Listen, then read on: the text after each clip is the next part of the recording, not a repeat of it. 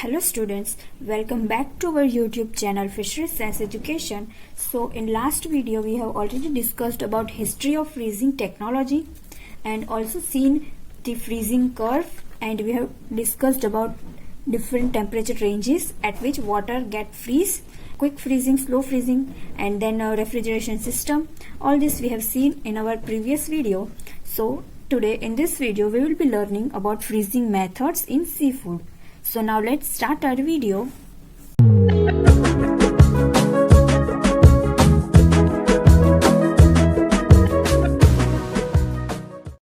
So total there are 5 freezing methods. First is freezing in air.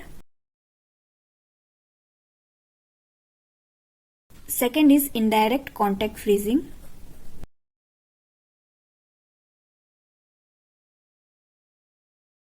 Immersion freezing.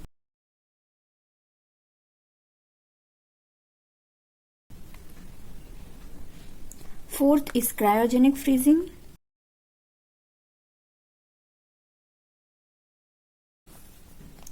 And fifth is freezing using liquid refrigerants.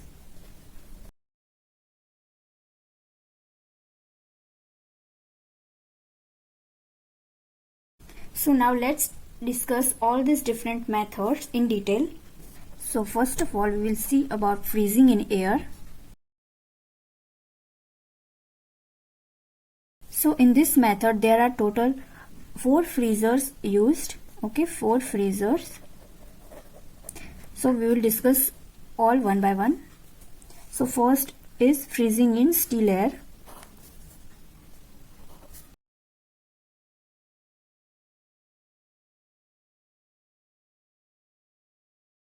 So this method is less expensive and but this method is very slow. Okay, तो इस method में क्या होगा कि जो हमारा product है उसके ऊपर हम सिर्फ एयर होगी उसको ब्लो करेंगे ताकि वो फ्रीज हो जाए. बट इस मेथड में क्या है कि टेम्परेचर होगा वो हमारा -28 to -45 डिग्री सेल्सियस होगा, बट टाइम बहुत ज्यादा होगा. 12 आवर्स से भी ज्यादा इसका टाइम होगा, तो इसमें बहुत ज्यादा टाइम लगेगा. इसीलिए ये स्लोएस्ट मेथड है और लेस एक्सपेंसिव भी है. ओके, तो हम लिखते हैं ये स्लो मेथड.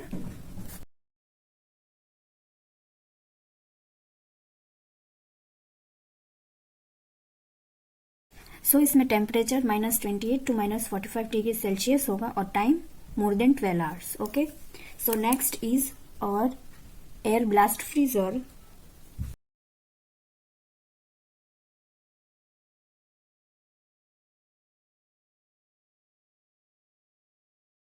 इस एयर ब्लास्ट फ्रीजर में क्या होगा कि इसमें जो एयर होगी वो कूल एयर होगी, ठंडी हवा होगी, और इसमें एयर है वो एकदम यूनिफॉर्मली डिस्ट्रीब्यूट होगा. हमारे चैम्बर में जहां हम फ्रीजिंग करेंगे उसमें एयर यूनिफॉर्मली डिस्ट्रीब्यूटेड होगा, और वो यूनिफॉर्मली डिस्ट्रीब्यूट करने के लिए उसमें फैंस सेटअप किए होंगे. ओके, सो जो ठंडी हवा है वो हमारे प्रोडक्ट पर पड़ेगी यूनिफॉर्मली, सब जगह सेम हवा होगी. और बट इसमें एक डिसएडवांटेज है कि वो ज्यादा जगह रोकेगी, so it needs more space. Okay, and temperature will be -35 to -45 degree Celsius, and air velocity in this freezer will be 1.5 to 6 metre per second. तो इसमें जो एयर की वेलोसिटी होगी वो 1.5 to 6 मीटर पर सेकेंड होगी.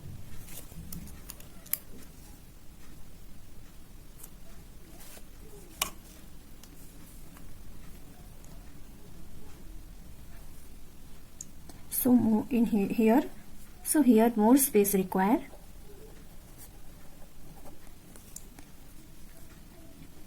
Uniform air is maintained.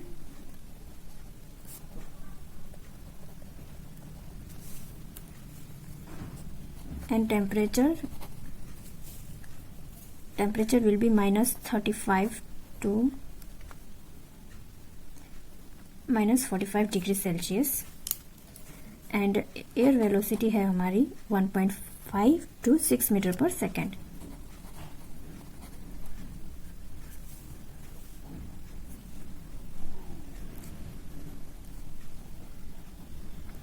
Okay, ये हमारा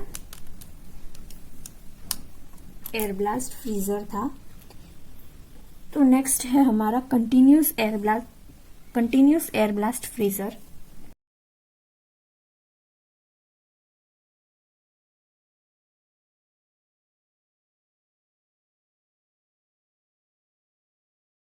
So this freezer is improvement of air blast freezer. Okay, जो एयर ब्लास्ट फ्रीजर है उसका ये इम्प्रूवमेंट वर्जन है, इम्प्रूव्ड वर्जन है कंटिन्यूस एयर ब्लास्ट फ्रीजर. और इसमें क्या होता है कि एक कन्वेयर बेल्ट होती है just like this. One belt is there, mash like this, one mesh steel belt is there here, and fish or our product is kept here and this is moving continuously. Okay, तो ऐसी एक हमारी conveyor belt होगी और यहाँ पे product होगा और जो हमारा प्रोडक्ट होगा वो कंटिन्यूसली इस मैश पर मूव होता रहेगा, मतलब ये आगे जाता रहेगा थोड़े थोड़े टाइम में. ओके, तो इसमें जो एयर होगी उसकी velocity 150 to 300 metre per second होगा और इसमें जो फ्रीजिंग होगा वो हमारा फास्ट होगा. Okay,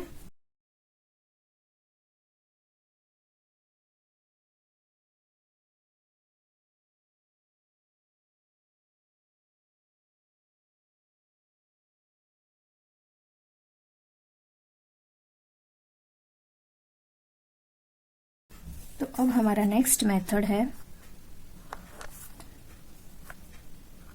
so next freezer is fluidized bed freezer. Okay,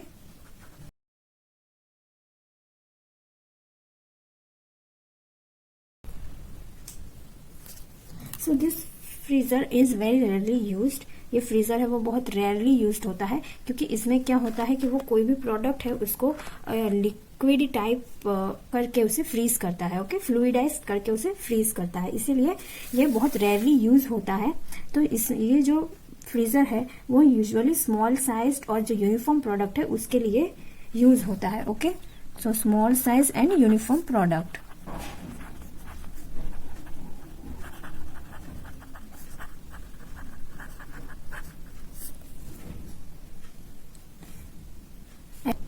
and इसमें जो टेम्परेचर होगा वो है हमारा -35 to 40 degree Celsius to -35 to -40 degree Celsius.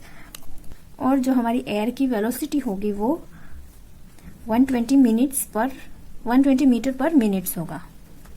Okay, तो ये हमारा था फ्रीजिंग इन एयर, जिसमें 4 टाइप्स के फ्रीजर हुए. Freezing in still air blast freezer, continuous air blast freezer और फ्लूइडाइज्ड बेड फ्रीजर. ओके, इन सब में टेम्परेचर डिफरेंस है और टाइम का भी डिफरेंट है. स्टील एयर में टेम्परेचर -28 टू -45 डिग्री सेल्सियस था और टाइम मोर देन 12 आवर्स था. और एयर ब्लास्ट फ्रीजर में टेम्परेचर था -35 टू -45 डिग्री सेल्सियस और जो हमारी एयर की वेलोसिटी थी वो 1.5 टू 6 मीटर पर सेकेंड था.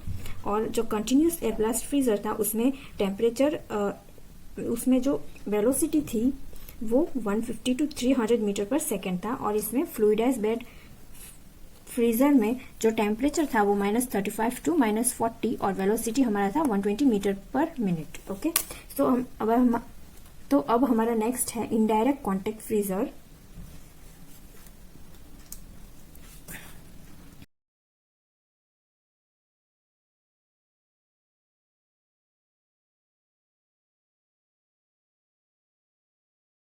तो इस मेथड में क्या होता है कि जो हमारा प्रोडक्ट है वो एक मेटल सरफेस से कांटेक्ट में रहेगा और उस मेटल सरफेस होगा और जो वो मेटल सरफेस होगा वो कूल होगा और उसकी जो कूलनेस होगी वो हमारे प्रोडक्ट में ट्रांसफर हो जाएगी. ओके, सो कांटेक्ट से वो फ्रीज होगा. तो इसमें हम 2 टाइप देख सकते हैं, हॉरिजॉन्टल प्लेट फ्रीजर और वर्टिकल प्लेट फ्रीजर.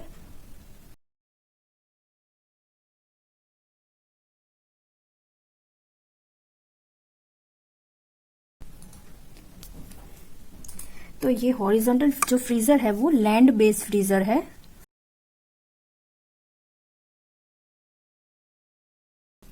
जब लैंड पर हमें फ्रीजिंग करनी हो तो हम ये हॉरिजॉन्टल प्लेट फ्रीजर यूज करेंगे. इसमें मिनिमम 15 टू 20 प्लेट्स होती है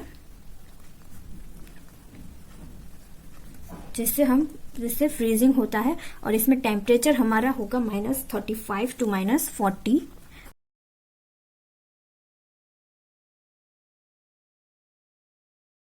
और हमारा टाइम होगा 2 to 2.5 आवर।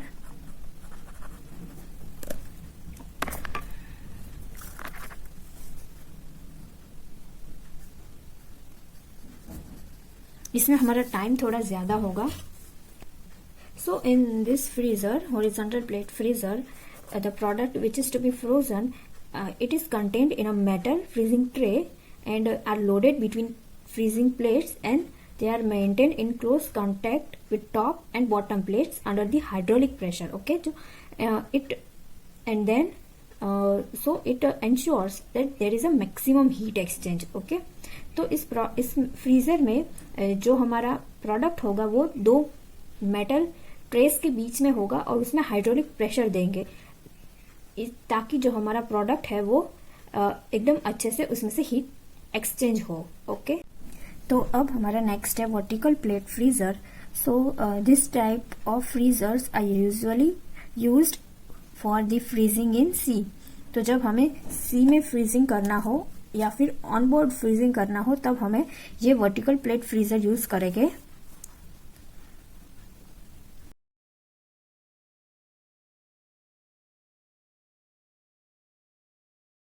और इस फ्रीजर्स में जो हमारी प्लेट्स होगी उसके बीच में कुछ स्पेस होगा। ओके, तो उस स्पेस को हम स्टेशंस बोलेंगे। ओके, उसे हम स्टेशंस बोलेंगे। और इसमें जो हमारा टेम्परेचर होगा वो हमारा -30 टू -40 डिग्री सेल्सियस होगा। ओके, जो टेम्परेचर होगा वो -30 टू -40 डिग्री सेल्सियस होगा। And next is rotary drum freezer. So this freezer is a refrigerated stainless steel drum which is revolving in a preset speed. तो ये एक स्टेनलेस स्टील रेफ्रिजरेटर है जो स्टेनलेस स्टील ड्रम का refrigerator है जो एक सेट की हुई स्पीड पर वो रिवॉल्व करता रहता है। So here it is used for unpacked products.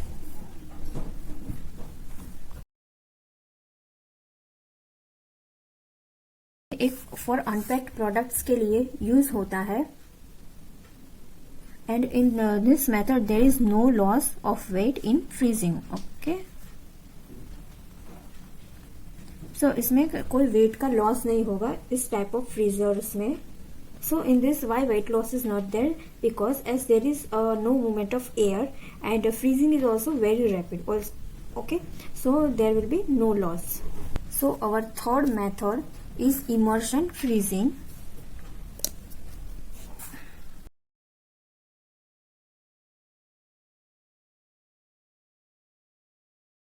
So as this word says immersion, which means we have to immerse our product in something. Okay, so it is definitely correct. In this method we are immersing our product in such as some freezing mediums such as brine is there, propylene, glycerol, etc. We are immersing it in that and we are doing the freezing. Okay, so some of the common freezing mediums are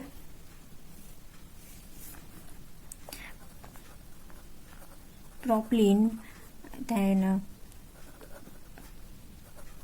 glycol, glycerol, salt, etc. Okay, these all things we can use for immersion freezing, but here we will see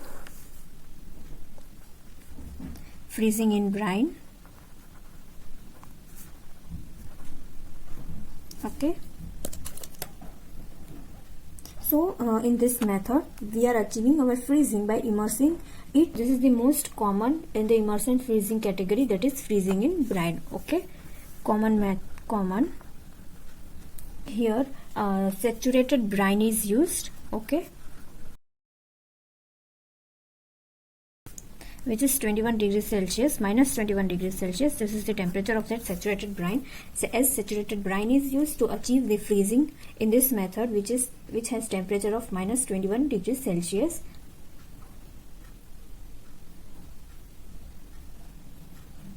And this is the rapid and adapted for continuous operation.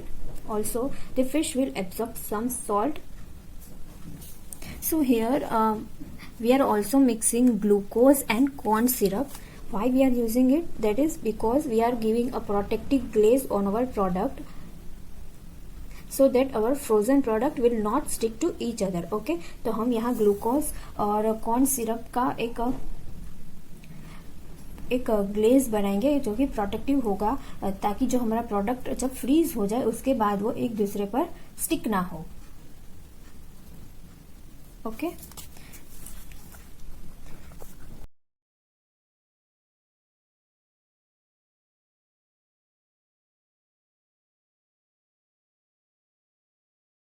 And हमारा next है spraying, and हमारा next है brine spray freezing.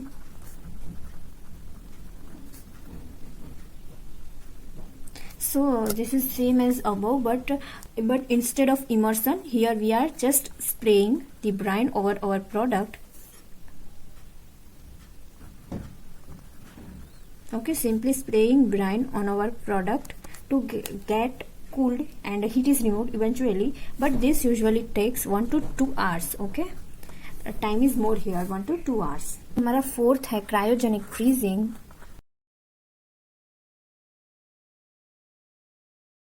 Okay, this is a rapid freezing method. Cryogens are used for this freezing.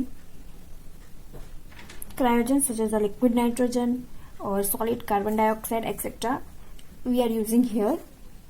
This is rapid freezing method and it is much faster than air blast or contact plate freezer. Okay, तो ये जो freezing method है वो काफी ज्यादा fast method है, air blast से और कॉन्टेक्ट फ्रीजर से भी फास्ट मेथड है.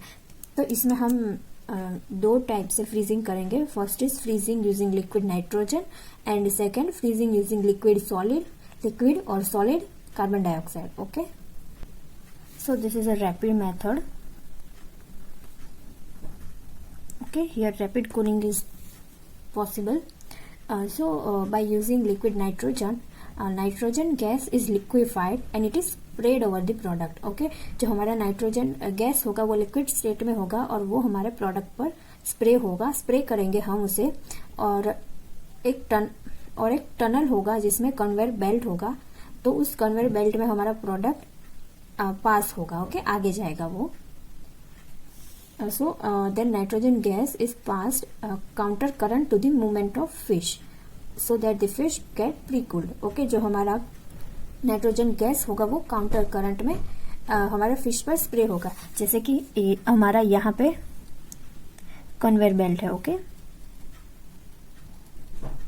ये हमारा कन्वेयर बेल्ट है. तो यहाँ पर हमारा प्रोडक्ट है, तो प्रोडक्ट हमारा ऐसे मूव कर रहा है. ओके, तो जो हमारा लिक्विड नाइट्रोजन होगा वो इस तरह यहाँ से स्प्रे होगा. ओके, उसका मूवमेंट ऐसे होगा. ओके, तो इसे बोलते हैं काउंटर करंट डायरेक्शन. ओके, जो हमारा फिश का प्रोडक्ट होगा वो इस डायरेक्शन में होगा और हमारा लिक्विड नाइट्रोजन का जो डायरेक्शन है वो इस डायरेक्शन में होगा. ओके, तो इससे क्या होगा कि जो हमारा प्रोडक्ट है यहाँ पर वो ऑलरेडी प्री कूल्ड होगा. मतलब वो जो आगे आएगा तो प्रोडक्ट होगा वो थोड़ा सा प्री कूल्ड होगा, फिर उसके ऊपर हम लिक्विड नाइट्रोजन स्प्रे करेंगे. Okay, so it is a rapid method and gas is passed through counter current method. Okay,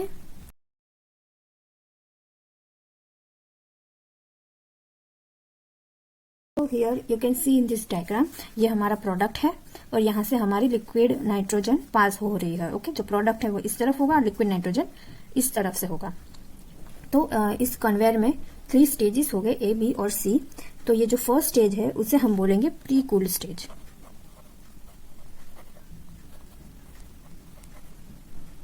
okay,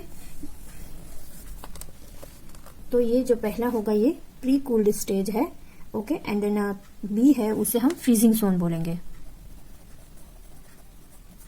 okay, तो इस जोन में फ्रीजिंग होगा हमारा. और ये जो थर्ड है उसे हम इक्विलिब्रिएट बोलेंगे. तो क्रायोजेनिक फ्रीजर्स में 3 जोन हो गए, जोन ए, जोन बी और zone C. Zone A will be pre cooled, zone B freezing zone and zone C equilibrate. Okay, ये 3 जोन हो गए. और ये जो हमारा पूरा स्ट्रक्चर है वो एक इंसुलेटेड बॉक्स में इंसुलेटेड चैम्बर में होगा। और इस फ्रीजर्स के कुछ एडवांटेज भी है, जैसे कि there will be a negligible dehydration loss, इसमें कोई डिहाइड्रेशन लॉसेस नहीं होगा। And oxygen is excluded in this process and hence it protects against any oxygen induced changes during storage. तो इस पूरे मेथड में ऑक्सीजन है वो कांटेक्ट में नहीं आएगा, तो ऑक्सीजन नहीं आएगा तो इसकी वजह से जो हमारा प्रोडक्ट है उसकी शेल्फ लाइफ ज्यादा हो जाएगी। एंड देन नेक्स्ट हमारा है फ्रीजिंग यूजिंग लिक्विड और solid CO2 that is carbon dioxide.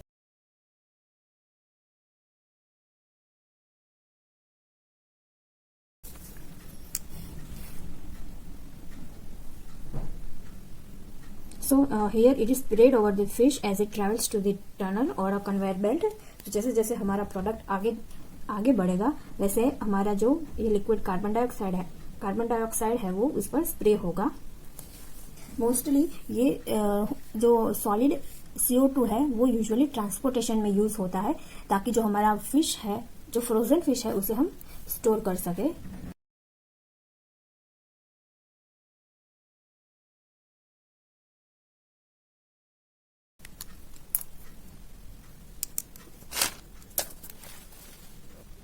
And जो हमारा लास्ट है वो है फ्रीजिंग यूजिंग लिक्विड रेफ्रिजरेंट।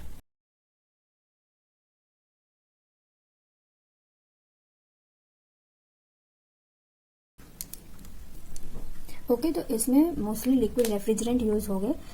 कुछ एग्जांपल्स है जो मैंने यहाँ मेंशन किए हैं। This all are the liquid refrigerants which is commonly used in refrigeration. This you need to remember all of this, okay, with name. Here I have only given its chemical formula, but आपको इसका name याद रखना है, जैसे कि मैंने उसे nomenclature किया डाइक्लोरो डाइफ्लोरो मीथेन। ओके, और अगर यहाँ एक और H आ जाएगा तो वो ईथेन हो जाएगा, जैसे कि डाइक्लोरो मोनोफ्लोरो ईथेन। इसी तरह हमें उसका नाम याद रखना है और ये कोड भी याद रखना है। So this was it for our today's video. Thank you so much. Happy learning.